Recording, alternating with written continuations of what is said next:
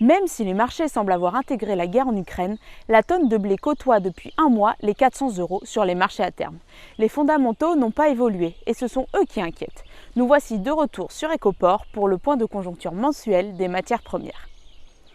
Avec la flambée des prix des matières premières des derniers mois, le prix de l'aliment IFIP a continué son augmentation pour atteindre 321 € tonne en mars, soit 18 % de plus qu'en mars de l'année dernière. La hausse de l'aliment complet est toutefois inférieure à celle des matières premières.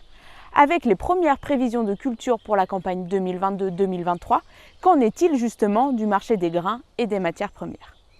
Du côté des céréales, pour le blé, il y a peu d'échanges sur l'ancienne récolte. Les transactions se réalisent déjà sur la prochaine campagne.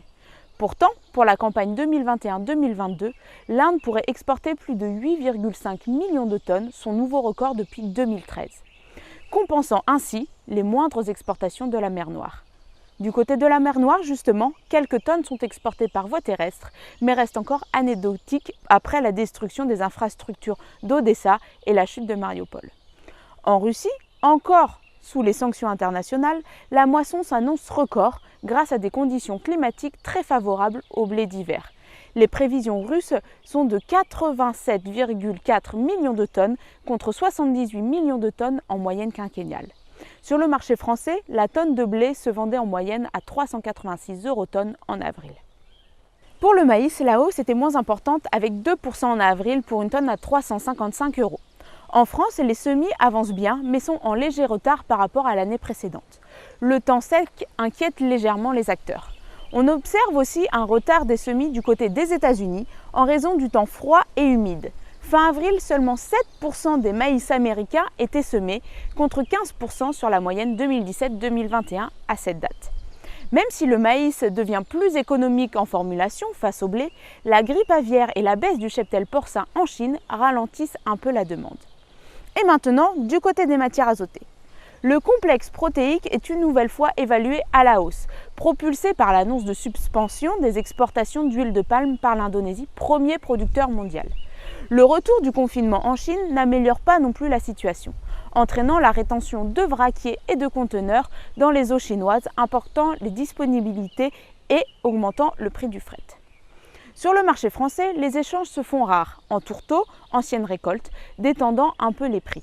Les tourteaux de soja étaient cotés en moyenne à 560 € tonne en avril, soit une baisse de 5 % par rapport au mois dernier.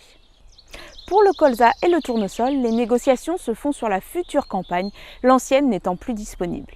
Les premières estimations annoncent à la baisse la superficie ensemencée de canola canadien pour l'année 2022, moins 660 000 hectares.